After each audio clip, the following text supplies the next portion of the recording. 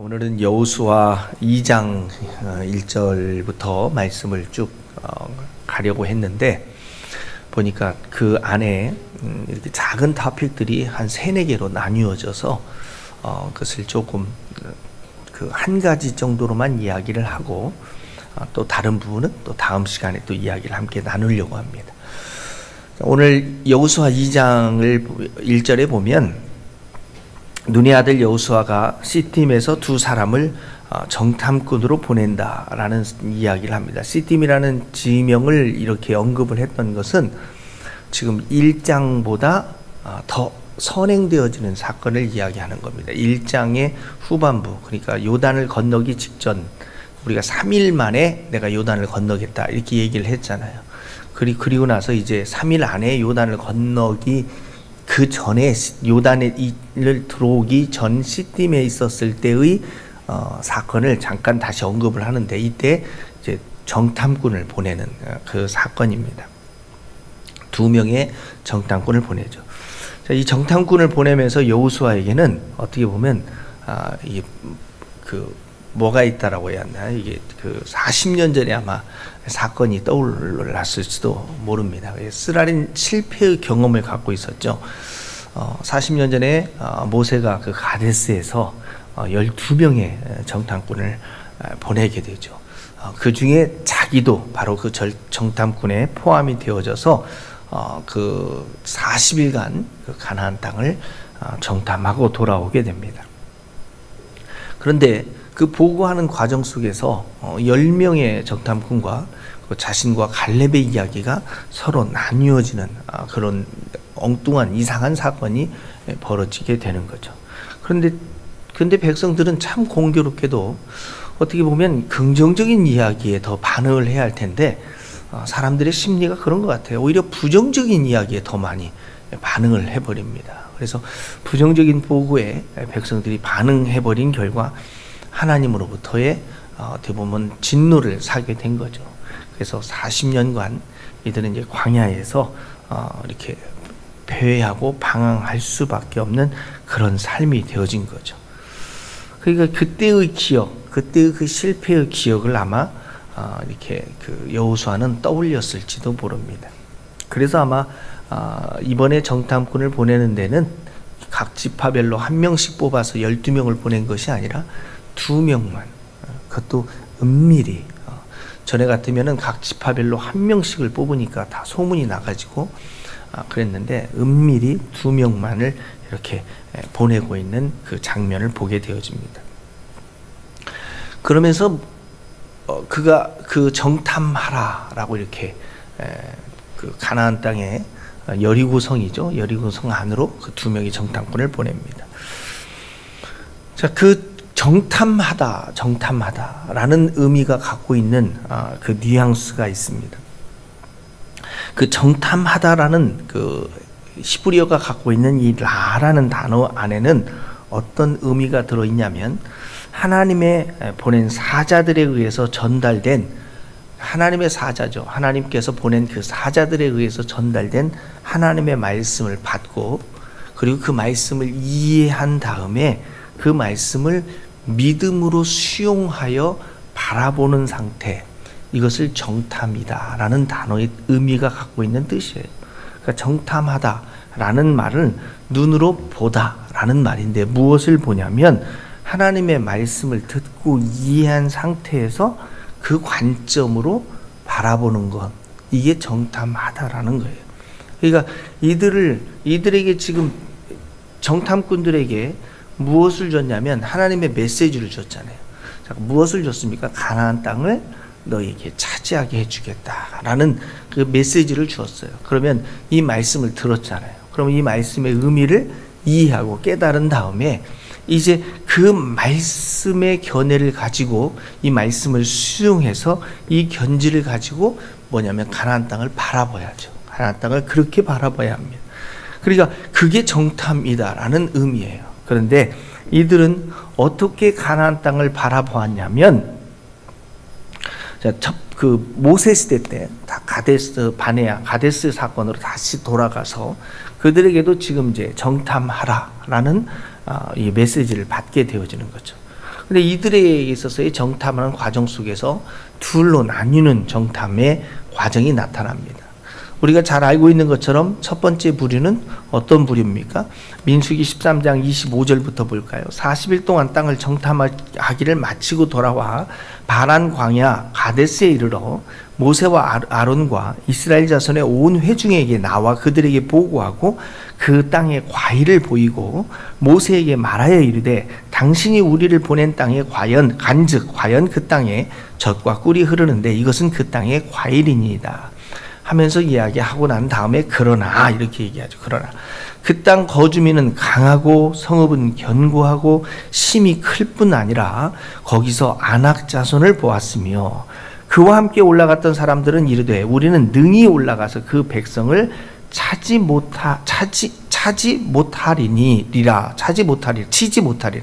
그 백성을 치지 못하리라 그들은 우리보다 강하니라 하고 이스라엘 자손 앞에서 그 정탐한 땅을 악평하여 이르되 우리가 두루 다니며 정탐한 땅은 그 거주민을 삼키는 땅이요 거기서 본 모든 백성은 신장이 장대한 자들이며 거기서 네피림 후손인 아낙 자손의 거인들을 보았나니 우리는 스스로 보기에도 메뚜기 같으니 그들이 보기에도 그와 같았을 것이니라.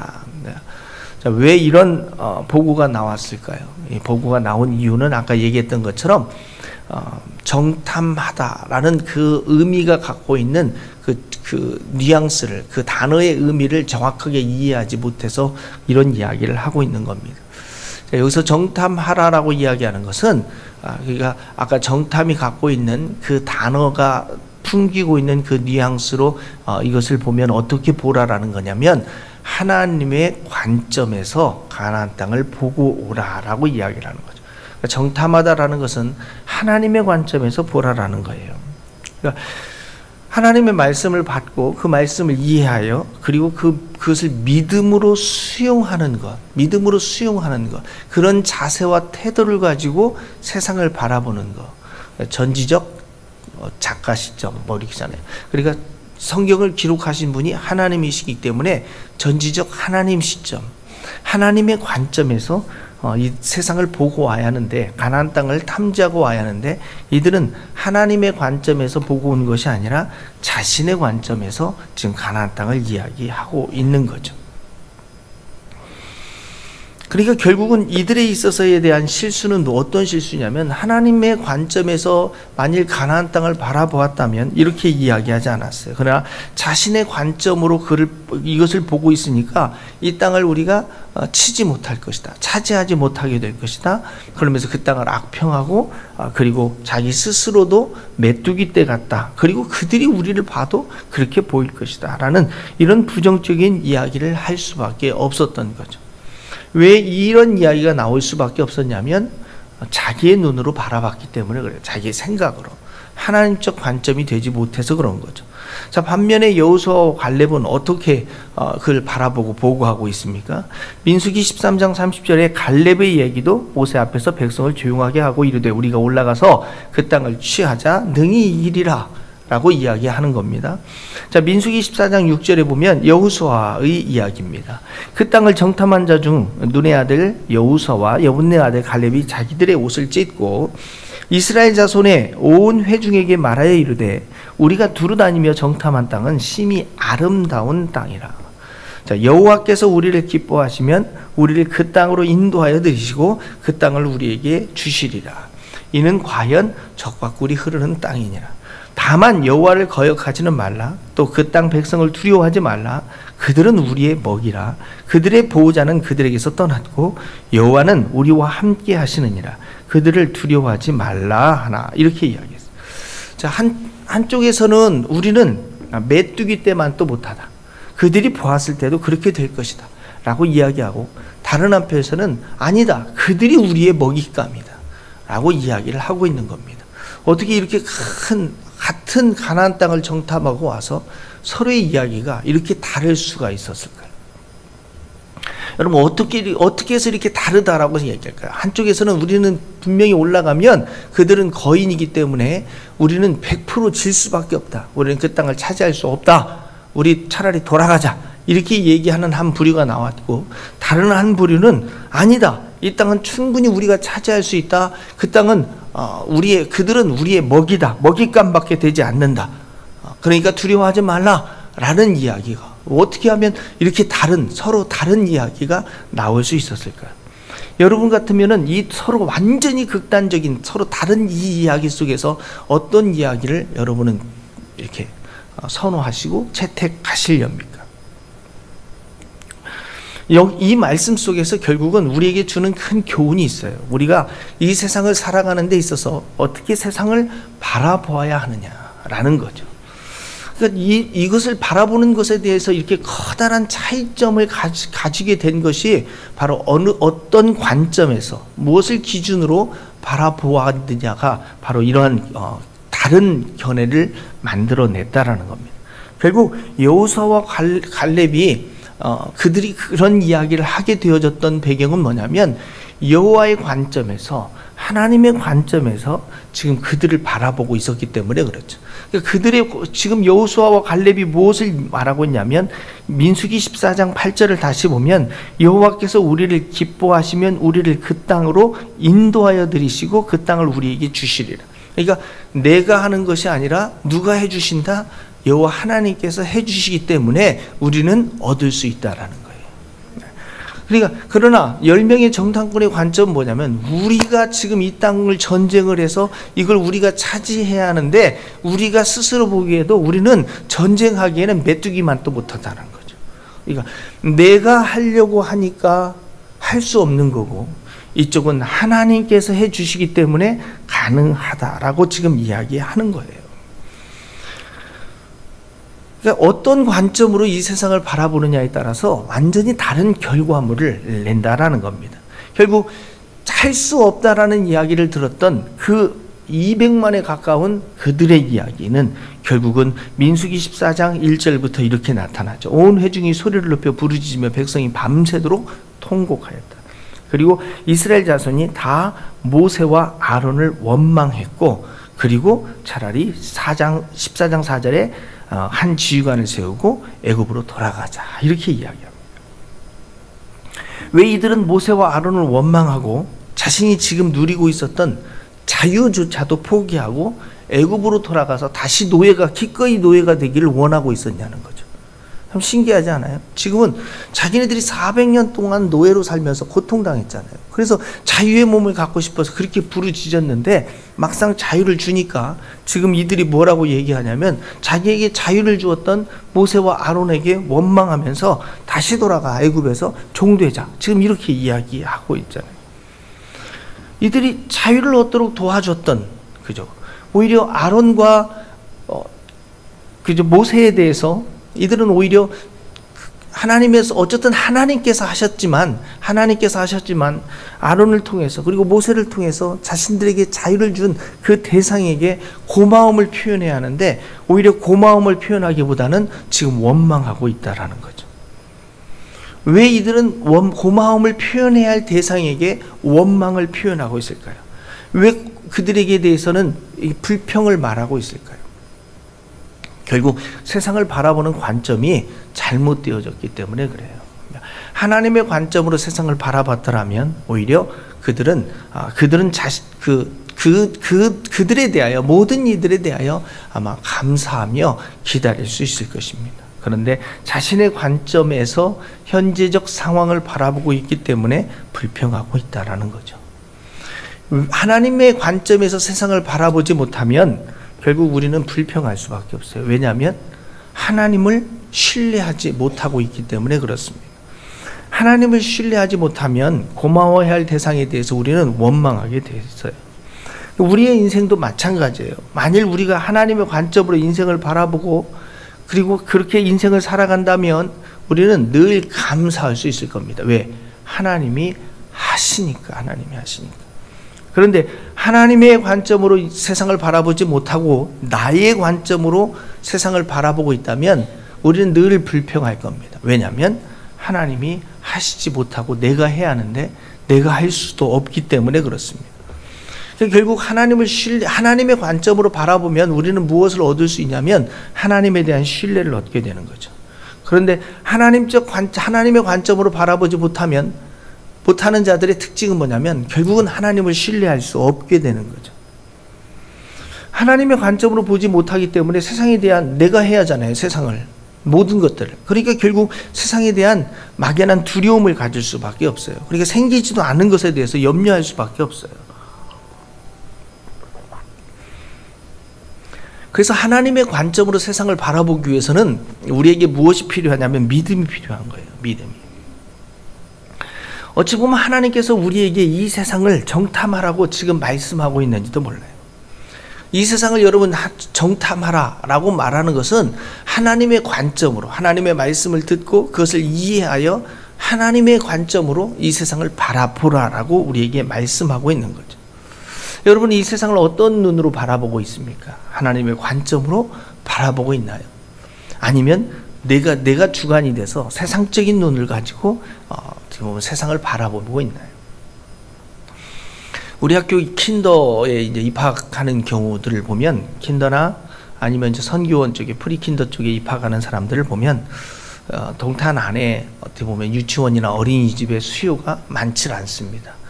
그러다 보니까 갈 데가 없으니까 일단 이곳에 원서를 혹시 못 갈지도 모르니까 먼저 원서를 이렇게 넣는 경우들이 있습니다. 그래서 먼저 원서를 막 넣어놨다가 그 다음에 후에 유치원이나 이런 어린이집이 당첨되면 그들이 우리에게 이렇게 얘기합니다. 하나님의 은혜로 기적처럼 당첨이 됐습니다.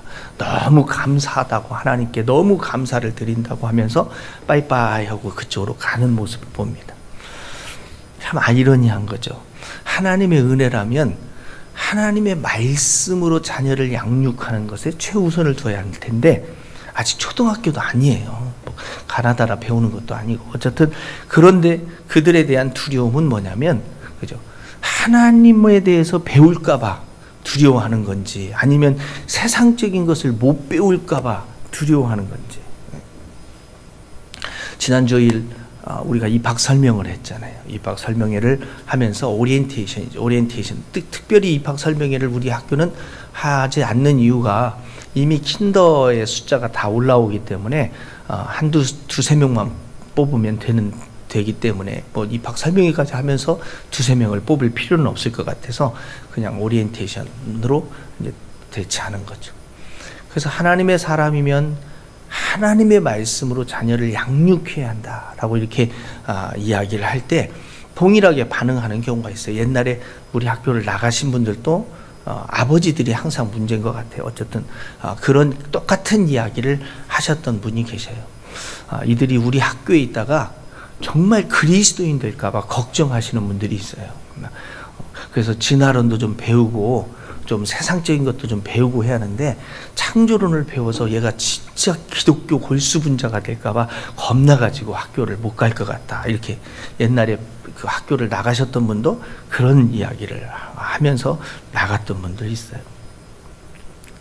그래서 참 이게 안타까운 것 중에 하나는 뭐냐면 그러니까 부모님들이 굉장히 오해하고 착각하는 게 뭐냐면 나 때는 그렇게 했으니까 지금 시대 아이들도 나처럼 하면 될 것이다 이렇게 이야기하는데 세상의 문화가 지금 어떻게 바뀌어가고 있는지를 참 모르고서 그런 얘기를 한다라는 겁니다. 그 당시는 스마트폰도 없었고 게임도 그런 사람 막 피 터지게 죽이는 그런 게임도 없었고 그렇게 보면 어떻게 보면 그런 잔인함들도 없었다라는 거죠. 적어도 그 당시에 여고생의 타락은 책상 속에다가 소설책 내고 읽는 게 타락이었고 지금의 타락하고는 완전히 다른 문화 속에서 살아가고 있다라는 개념들을 잘 이해하지 못하고 있는 것 같아요. 어떻게 보면 세상을 배워야 하는데 그래야 세상에서 더 잘 살 수 있을 것이라고 생각하는 거죠. 그래서 우리는 어떻게 보면 세상을 더 잘 이렇게 세상 속에 들어가서 훌륭한 세상 사람이 되는 것, 그것이 훌륭한 그리스도인이 되는 것처럼 착각하면서 이렇게 교회를 다니시는 분들이 계시는 것 같아요. 그런 분들에게 야고보서 4장 4절은 이렇게 말씀합니다. 가늠한 여인들아 세상과 벗된 것이 하나님과 원수됨을 알지 못하느냐. 그런즉 누구든지 세상과 벗이 되고자 하는 자는 스스로 하나님과 원수되는 것이다 라고 말씀하세요. 여기서 가늠한 여인들아 라고 얘기하는 것은 창녀들아 라고 얘기하는 게 아니에요. 여기서 가늠했다라는 것은 호세아서를 생각하면 돼요. 호세아서. 하나님과 세상을 양다리 걸친 자들아 라고 얘기하는 거예요. 그러니까 결국 우리는 신부로 표현하잖아요. 우리는 신부고 신랑 대신 예수 그리스도란 말이에요. 근데 신랑 대신 예수 그리스도를 놔두고서 또다시 세상의 남편을 두고서 살아가는 이런 사람들을 영적 간음자들이다 라고 이야기하는 거죠.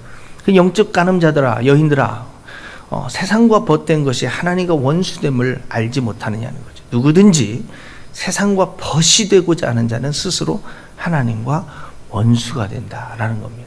그리스도인으로 내가 살아가기로 결단했다는 건 제가 옛날부터 동해물과 백두산이 마르고 닳도록 얘기했던 것, 더 이상 세상에 끼어서 세상 사람처럼 살아가지 않겠다라고 결단하는 거라고 그랬어요. 갈라디아서 2장 20절 말씀대로 내가 그리스도와 함께 십자가에 못 박혀 죽었다라는 것을 얘기한다고 그랬어요. 로마서 12장 1절 2절 내가 자신이 예수 그리스도 앞에 산 제물로 드려지는 상태를 얘기한다고 그랬어요. 세상에 대하여 완전히 나는 죽고 그리스도 예수만을 위하여 사는 자가 되는 것, 이것이 그리스도이다라고 얘기했다라는 거죠. 분명히 말씀드렸습니다. 그런데 오늘날 우리는 계속해서 무엇을 쫓아가려고 하냐면 세상을 흉내내고 세상을 닮아가고 세상에서 성공하고 세상을 위해서 살아가고 있는 세상적 그리스도인이 되고 싶어 한다라는 거예요. 왜 우리는 세상에 대해서 단호하지 못할까요? 세상에서 도태될까 봐 막연한 불안감을 가지고 살아갈까요? 그리스도인 하는 사람들이. 그것은 하나님께서 우리에게 약속하신 그 복이 어디로부터 오는지를 알지 못해서 그래요. 성경에서 우리에게 대한 복이 어디로부터 온다고 약속하고 있어요? 하나님으로부터 온다고 그랬죠. 창세기 12장 1절부터 보세요. 여호와께서 아브라함에게 이르시되 너는 너의 고향과 친척과 아비집을 떠나 내가 네게 보여줄 땅으로 가라는 거예요. 떠나라는 거죠. 과감하게 떠나라는 거예요. 어찌 보면 우리에게 도전하는 거예요. 세상으로부터 떠나라는 거죠. 떠나라는 거예요. 그러면 어떻게 해주겠느냐? 2절에 보세요. 내가 너로 큰 민족을 이루고 내게 복을 주어 내 이름을 창대하게 하리니 너는 복이 되겠다는 거예요. 그래서 너를 축복하는 자에게는 내가 복을 내리고 너를 저주하는 자에게는 내가 저주하겠다는 거죠. 땅의 모든 족속이 너로 말미암아 복을 얻을 것이라 이렇게 말씀하고 계셨어요. 자, 이게 하나님이 이렇게 우리에게 약속하셨어요. 영어로 좀 더 12장 2절을 구체적으로 보면 I will make you예요. I will make of you. 누가 하겠다느냐면 I will. 내가 하겠다는 하나님께서 하시겠다니까요. 계속해서 반복되는 게 뭐예요? I will bless you예요. I will bless you and I will make your name great. 내가 너의 이름을 아주 great, 위대하게 만들어 주겠다는 거예요. 내가 너를 축복해 주겠다는, 복을 주겠다는 거예요. 내가 너를 만들겠다라는 거예요. 모든 거대한 민족, 위대한 민족의 조상으로 너를 만들어 주겠다는 거예요. 하나님이 그렇게 해주겠다고 약속하셨어요. 우리는 무엇을 믿으려고 나오셨어요? 여러분 뭘 믿으려고 나오셨어요? 하나님 없이도 복을 받을 수 있다면 왜 하나님을 찾으세요? 예수 그리스도 없이도 구원을 받을 수 있다면 왜 우리가 예수 그리스도를 찾겠어요? 성령님의 도우심 없이도 우리가 이 세상에서 승리할 수 있다면 뭐하 때문에 성령님을 찾아서 인도함을 받으려고 그래요? 이게 거짓이라면 무엇 때문에 우리가 하나님을 믿겠고, 이게 거짓이라면 무엇 때문에 우리가 이렇게 시간 낭비하면서 이 자리에 앉아 계시나요? 세상에서 하나님 도움 없이 승리하고 성공할 수 있다면 무엇 때문에 여러분 이곳에서 이렇게 앉아 계시냐는 거죠. 성경은 우리에게 분명히 이렇게 말씀하셨어요. 신명기 28장 1절 내가 내 하나님 여호와의 말씀을 삼가 듣고 내가 오늘 내게 명령하는 그 모든 명령을 지켜 행하면 내 하나님 여호와께서 너를 세계 모든 민족 위에 뛰어나게 하실 것이라. 내가 내 하나님 여호와의 말씀을 청종하면 이 모든 복이 내게 임하여 내게 이르리니 성읍에서도 복을 받고 들에서도 복을 받을 것이며 내 몸의 자녀와 내 토지의 소산과 내 짐승의 새끼와 소와 양의 새끼가 복을 받을 것이며 내 광주리와 떡반죽 끓이기 복을 받을 것이며 내가 들어와도 복을 받고 나가도 복을 받을 것이다 라고 말씀하셔요. 어떻게 하면?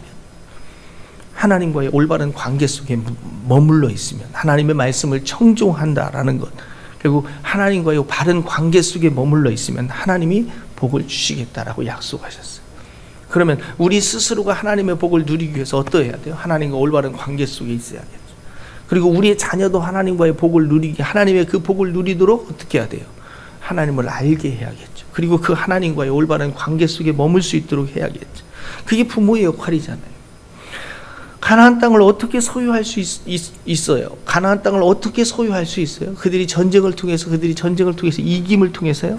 창세기 17장 8절에 아브라함에게 하신 약속이에요. 내가 너와 내 후손에게 내가 거류하는 이 땅 곧 가나안 온 땅을 주어서 영원한 기업이 되게 하고 나는 그들의 하나님이 되리라. 하나님께서 직접 가나안 땅을 그들에게 주고 그리고 그들의 기업이 되게 하고 나는 그들의 하나님이 될 거야 라고 하나님이 아브라함에게 그렇게 약속하신 거예요. 출애굽기 6장 2절 모세에게도 하나님이 또 동일한 게 이렇게 말씀하세요. 하나님이 모세에게 말씀하여 이르시되 나는 여호와이니라. 내가 아브라함과 이삭과 야곱에게 전능의 하나님으로 나타났으나 나의 이름을 여호와로는 그들에게 알리지 아니하였고 가나안 땅 곧 그들이 거류하는 땅을 그들에게 주기로 그들과 언약하였더니 이제 애굽 사람이 종으로 삼은 이스라엘 자손의 신음소리를 내가 듣고 나의 언약을 기억하노. 그래서 하나님이 이제 이집트로부터 출애굽시켜서 하나님의 언약대로 그것을 이루어 나가고 있는 거예요. 그러니까 하나님께서 행해 주셔야만이 가나안 땅을 얻을 수 있게 된다라는 거예요. 이건 백성들의 힘이나 백성의 능력으로 하는 것이 아니라 하나님께서 하나님의 열심으로 이루어냈다라는 겁니다. 우리의 열심이 아닌 하나님의 열심으로 이스라엘 백성에게 가나안 땅을 차지할 수 있었던 거예요. 그러니까 가나안 땅을 얻게 되는 건 하나님의 열심으로 되는 거지 이스라엘 백성들의 열심으로 되는 것이 아니라라는 거죠. 만일 이 원리를 알았더라면 이들은 원주민을 보고 와서 가나안 땅에 살고 있는 그 원주민을 보고 와서 그 정탐꾼들은 모세나 아론을 원망하지 않았을 거예요. 그들이 이 원리를 알지 못했기 때문에 모세와 아론을 원망했잖아요. 하나님이 주신다라는 걸 알지 못했기 때문에. 우리도 마찬가지예요. 우리가 왜 남을 탓하고 우리가 고마워야 할 대상들에 대해서 불평하고 원망하고 있습니까? 하나님이 우리에게 주신다는 걸 알지 못하기 때문에. 내가 하지 않으면 빼앗길 것 같은 거. 그렇게 하지 않으면 소유하지 못할 것 같아요. 성경은 우리에게 이렇게 도전해요. 야고보서 4장 1절 보세요. 너희 중에 싸움이 어디로부터 다툼이 어디로부터 나느냐. 너희 지체 중에서 싸우는 정욕으로부터 나는 것이 아니냐. 왜 싸우느냐, 왜 다툼이 있느냐, 왜 분쟁이 있느냐. 한마디로 소유하려고 하니까 그렇지 않느냐. 뭔가 얻으려고 하기 때문에 그런 거 아니에요. 세상으로부터 뭔가를 얻으려고 하니까. 그죠? 내가 어떤 높은 자리에 오르기 위해서는 그 사람을 제거시켜야 하잖아요. 내가 잘난 체를 하려면 나보다 잘난 사람들을 없애버려야 하잖아요. 그러니까 다툼이 나오는 거고 싸움이 나오는 거예요. 분쟁이 나는 거예요. 나보다 잘난 사람들을 가만히 두면 안 되잖아요. 그런 것들이 다 어디로부터요? 세상의 욕심으로부터, 육체의 정욕으로부터, 욕심으로부터 나는 것이 아니냐. 근데 4장 2절에 이렇게 말씀하세요. 너희는 욕심을 내어도 얻지 못하고 살인하여도 시기해도 능히 취하지 못함으로 다투고 싸우는도다. 우리가 세상으로부터 얻어질 수 있는 그것에 대해서 성경은 이렇게 우리에게 도전하는 거예요. 너희가 얻지 못하면 구하지 아니하기 때문이요. 4장 3절에 구하여도 받지 못하면 정욕으로 쓰려고 잘못 구하기 때문이요. 이 세상에 있는 것들을 누가 주냐면 하나님이 주는 건데 하나님이 주신다라는 이 원리를 알지 못하는 사람들은 다투고 분쟁하고 싸우고 있다라는 거예요. 그러나 그 원리를 하나님이 주셔야만이 얻을 수 있다라는 걸 아는 자들은 분쟁하는 것이 아니라 기도의 자리에 온다라는 거예요. 결국 기도를 통해서 얻게 된다라고 성경이 우리에게 말씀하는 거예요. 그런데 기도했는데도 받지 못하는 건 이기적 잘못된 욕망 때문에 응답하지 않고 있다라고 말씀하는 거예요. 그러므로 우리가 하나님께 얻기 위해서는 무엇을 해야 할까요? 그죠? 결국 우리가 인생을 살아가는 것에 대해서 우리의 불만은 결국 하나님에 대한 신뢰의 부족에서 오는 거예요. 그 사람 때문이 아니라니까요. 우리는 그 사람 때문이라고 생각하면서 그 사람을 미워하고 그 사람에 대해서 괜히 불평하고 그 사람에 대해서 막 뒤에 가서 막 이렇게 하는데 그런 사람들의 공통적 특징은 성경에서 말하는 것처럼 하나님의 관점으로 그를 바라보지 못하였고 결국 그 하나님의 관점으로 바라보지 못했다는 건 하나님을 신뢰하지 않고 있다라는 거예요. 하나님께서 행해 주실 거예요. 그래서 우리에게 있어서 중요한 것은 하나님의 관점으로 바라볼 수 있어야 돼요. 그 사람이 그렇게 행동하고 있는 것도 하나님의 관점으로 볼 수 있어야 돼요. 왜 그렇게? 그죠? 하나님의 관점에서 여리고를 정탐한 두 명의 정탐꾼들은 이렇게 보고해요. 여호수아 2장 24절에 보면 또 여호수아에게 이르되 진실로 여호와께서 그 온 땅을 우리 손에 주셨으므로 그 땅의 모든 주민이 우리 앞에서 간담이 녹더이다. 자, 지금 이게 두 명의 정탐꾼이 여호수아에게 보고한 내용이에요. 뭐라고 보고하고 있어요? 하나님이 우리에게 주었기 때문에. 이제는 완전히 달라요. 보고 자체가 달라요. 하나님이 그 땅을 우리에게 주었기 때문에 그 주민들이 완전히 간담이 다 녹아버렸습니다. 근데 그들은 지금 어떻게 돌아왔는데요? 죽을 뻔하다가 라합의 도움을 받아서 간신히 살아서 돌아온 사람들이라니까요. 여호수아 2장 6절부터 보세요. 그가 이미 그들을 이끌고 지붕에 올라가서 지붕 위에 버려놓은 3대에 숨겼어요. 라합이 지금 숨겨줬어요. 왜냐하면 이들을 지금 죽이려고 찾아왔잖아요. 여리고의 왕이 지금 신하들을 보내서 이들을 잡아오라라고 하니까 라합이 이들을 지붕 위에다가 3대 속에다 일단 숨겨놨어요. 그리고 나서 그 사람들이 요단 나루터까지 그들을 쫓아갔어요. 그죠? 그래서 15절 보면 라합이 그들을 창문에서 줄로 달아 내리니 그의 집이 성벽 위에 있으므로 그가 성벽 위에 거주하였습니다. 라합이 그들에게 이르되 두렵건대 뒤쫓는 사람이 너희와 마주칠까 하노니 너희는 산으로 가서 거기서 사흘 동안 숨어 있다가 뒤쫓는 자들이 돌아간 후에 너희의 길을 가라. 이렇게 라합의 지혜로운 말을 듣고 목숨을 건져서 일단 어쨌든 정탐꾼으로 있다가 목숨을 건져서 돌아왔어요. 이들의 보고가 뭐예요? 왜 저들이 자신의 관점에서 본 게 아니라 하나님의 관점에서 왜 저들이 자신들을 죽이려고 저렇게 난리를 칠까? 이렇게 해석을 한 거예요. 하나님의 관점에서. 저들이 그냥 우리가 아무것도 아니라면 내어버려 둘 텐데 왜 우리를 죽이려고 저렇게 난리를 칠까? 그것은 결국 하나님께서 저들을 멸망시키려고 지금 하나님께서 그 가나안 땅을 우리의 손에다 넘겨주려고 하니까 저들이 간담이 녹아서 우리가 두려워서 우리를 죽이려고 저렇게 난리를 친 거다 라고 해석을 하는 거겠죠. 어찌 보면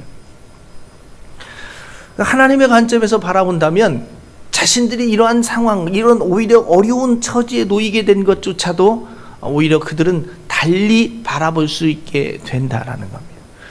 하나님의 관점에서 우리의 인생을 바라보더라도 우리의 인생을 보면 우리는 하나님의 청지기임을 볼 수 있게 되는 거예요. 우리가 우리의 인생의 주인이 아니라 우리는 우리의 인생의 주인이 아니라 우리는 하나님의 청지기라는 사실, 우리는 모든 것을 우리의 것이 아닌 하나님의 것을 소유하고 있고 하나님의 것들을 관리하고 있으며 하나님을 기쁘시게 하고 하나님을 사랑하는 그런 하나님적 관점에서 우리의 인생의 모습을 바라볼 수 있게 된다는 거예요.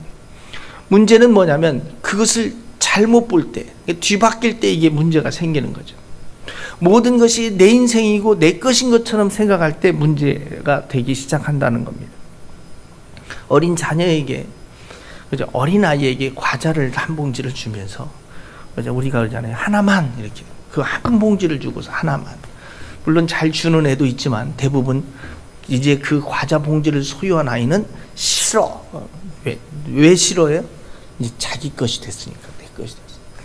그러나 하나님의 관점에서 전지적 작가 시점에서 그것을 바라보면 이 지혜로운 아이가 이것은 엄마가 준 거기 때문에 내가 하나를 줘도 뭐 다 떨어지면 엄마가 나한테 또 주겠지.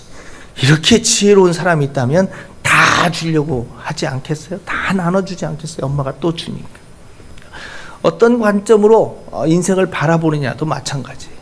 이게 내 거야. 다 써버리면 없어져. 그러니까 안 써야지 라는 개념을 가지고 자기 것을 꽁꽁 묶어두는 사람이 있는가 하면 하나님이 나에게 주셨어. 그러니까 하나님의 사람들을 위해서 내가 다 쓰면 하나님이 또 채워 주실 거야 라는 관점을 가지고 자기의 물건을 쓰는 사람들이 있을 겁니다. 우리 것이라고 내 거라고 생각하면 그저 나누지 않겠죠. 그렇잖아요. 근데 하나님의 것이라고 생각하면 나누겠죠. 신명기 8장 17절부터 보겠습니다. 그러나 내가 마음에 이르기를 내 능력과 내 손의 힘으로 내가 이 재물을 얻었다 말할 것이라. 내 하나님 여호와를 기억하라. 그가 내게 재물을 얻을 능력을 주셨습니다. 이같이 하심은 내 조상들에게 맹세하신 언약을 오늘과 같이 이루려 하심이니라. 내가 만일 내 하나님 여호와를 잊어버리고 다른 신을 따라 그들을 섬기며 그들에게 절하면 내가 너희에게 증거하노니 너희가 반드시 멸망할 것이다. 사람들은 내 능력, 내 손의 힘으로 내가 이 재물을, 이 부를 누리게 됐다라고 이야기하는데, 하나님은 이렇게 말씀하는 거죠. 그 능력을 누가 줬느냐? 재물 얻을 능력을 누가 줬느냐? 하나님이 주셨지 않느냐? 하나님적 관점에서 여러분의 인생을 볼 수 있는 눈을 가져라라고 말하는 거예요. 여러분이 뛰어나고 잘나서 돈을 많이 버는 것이 아니라 하나님이 건강을 주시고 하나님이 지혜를 주시고 하나님이 재능을 주셨기 때문에 그 돈을 벌을 수 있게 됐다라는 겁니다.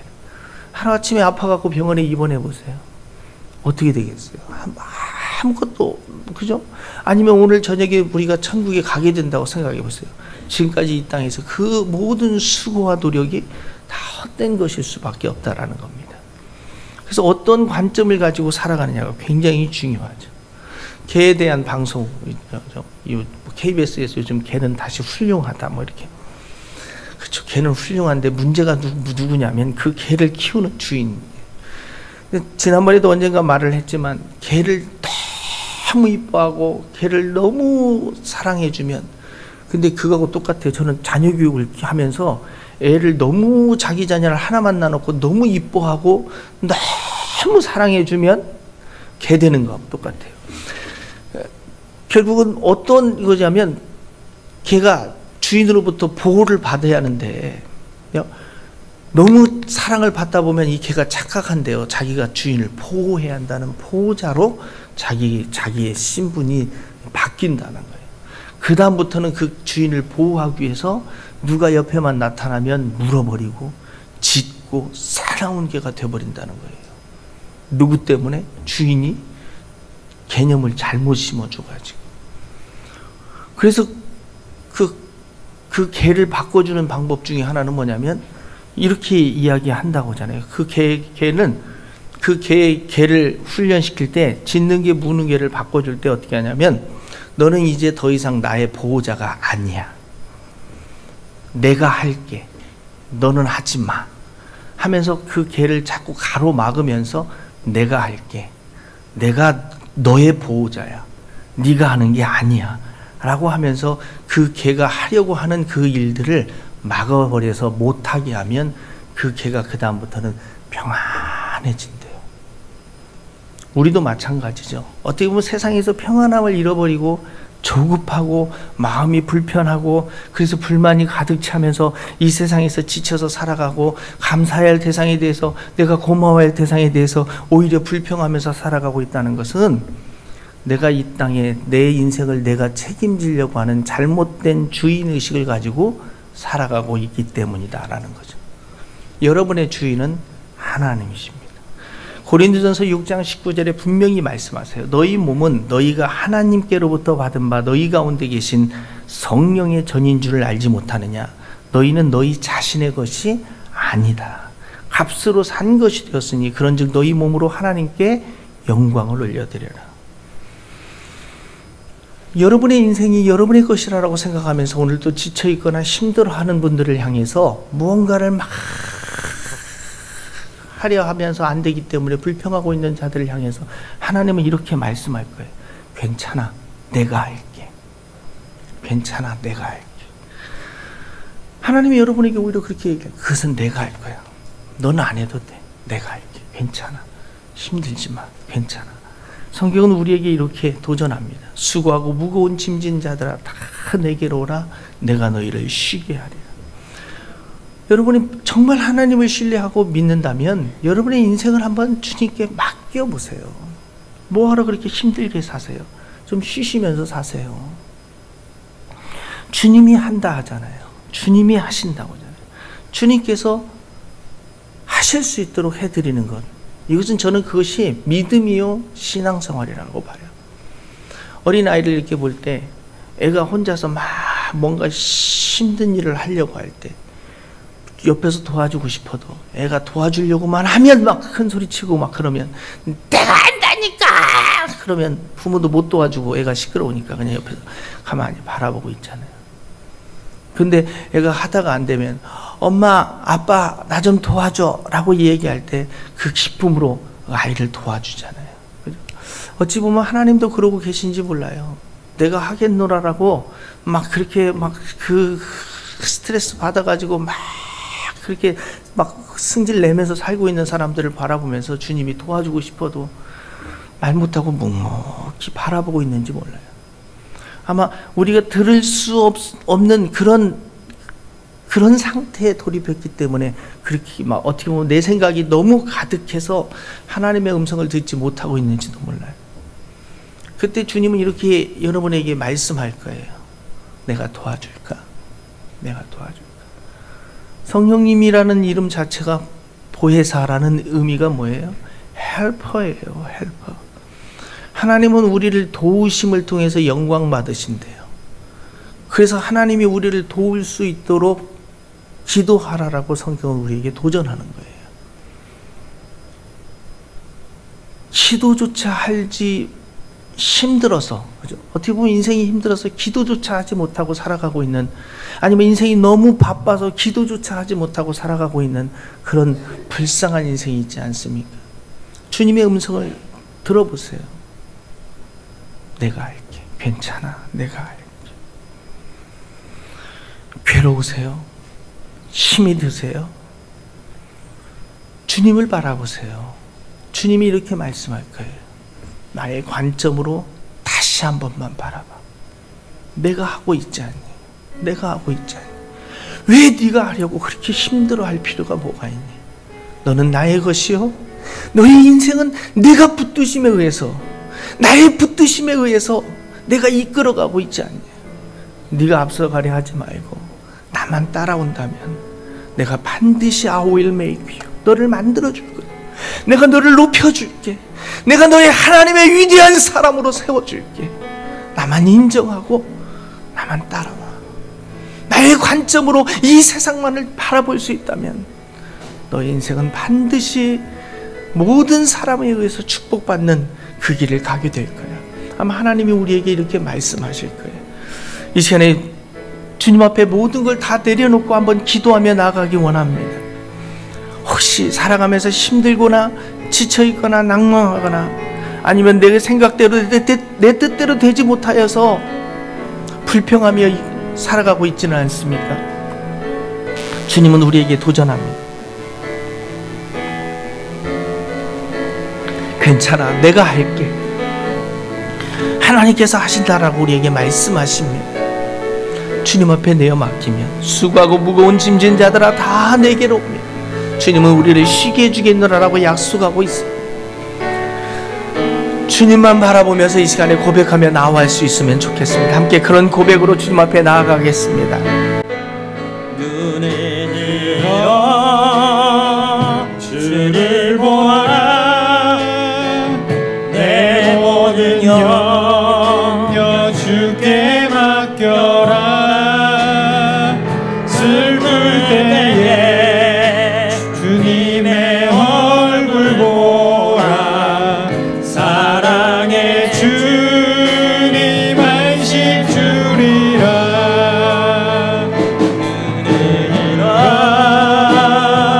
주를 보라. 내 모든 염려 주께 맡겨라. 슬플 때에 주님의 얼굴 보라. 사랑의 주님 안식 주리라. 괴로울 때 주님의 얼굴 보라. 평화의 주님 바라보아라. 세상에서 시달린 친구들아 위로의 주님 바라보아라. 눈을 들어 주를 보러. 내 모든 염려 주께 맡겨라. 슬플 때에 주님의 얼굴 보라. 사랑의 주님 안식 주리라. 눈을 들어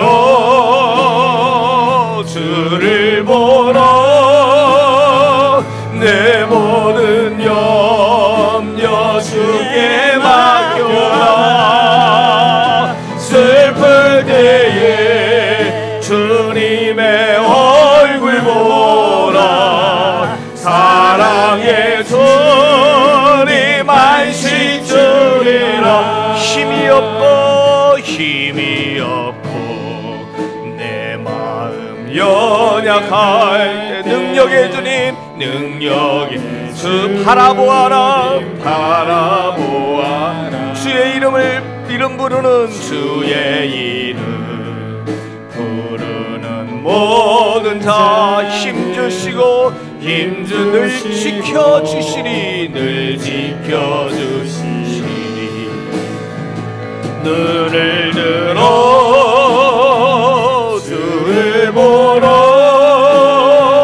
내 모든 염려 주께 맡겨라. 슬플 때에 주님의 얼굴 보라. 사랑의 주님 안식 주리라. 한 번 더 기도하며 나가기 원합니다.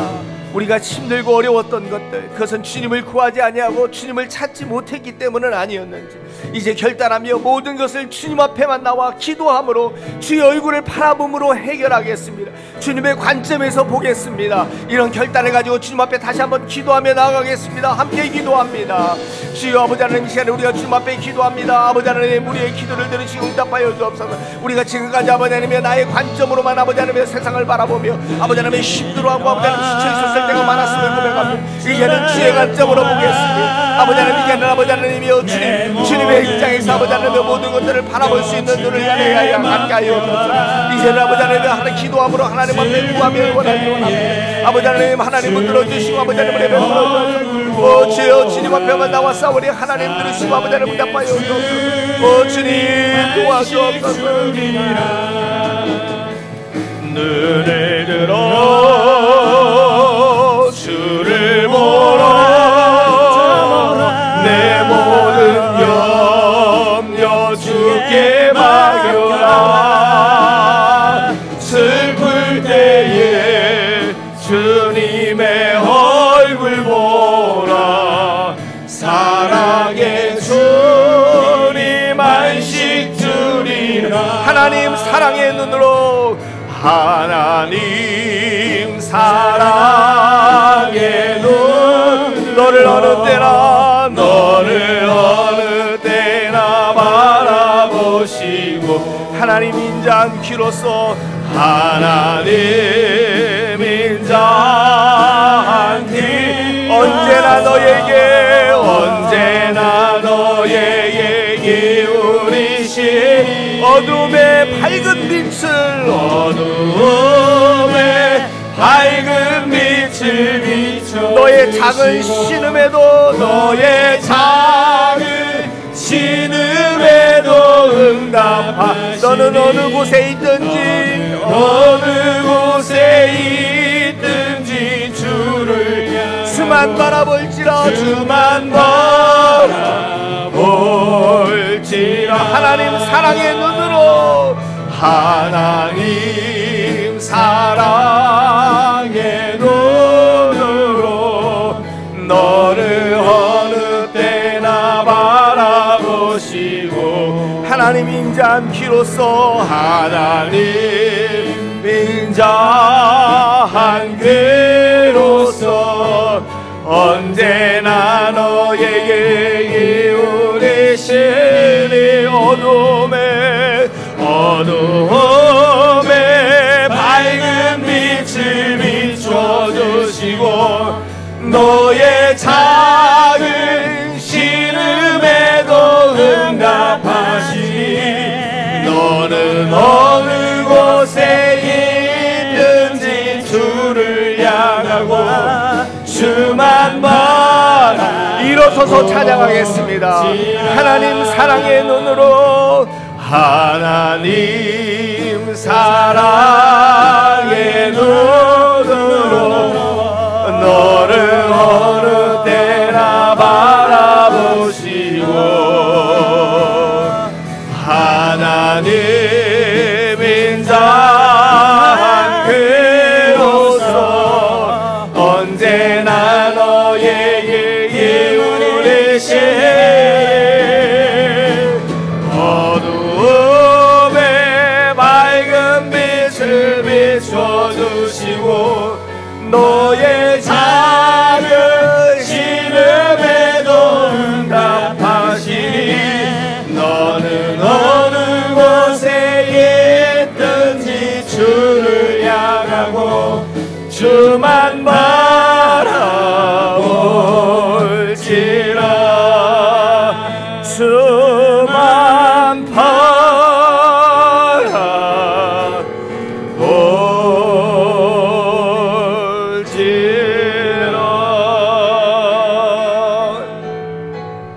기도합니다.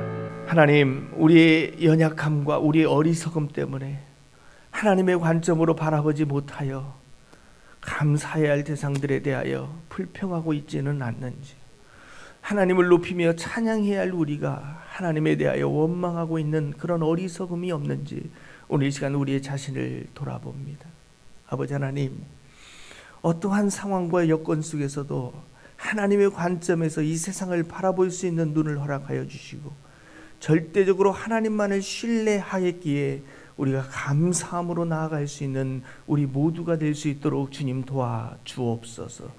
지금은 우리 주 예수 그리스도의 은혜와 아버지 하나님의 크신 사랑하심과 성령님의 역사 교통 충만케 하심이 오늘 하나님의 관점으로 이 세상을 바라보겠노라라고 결단한 주의 사랑하는 영혼들 위해 지금부터 영원까지 함께 하옵기를 축원하옵나이다.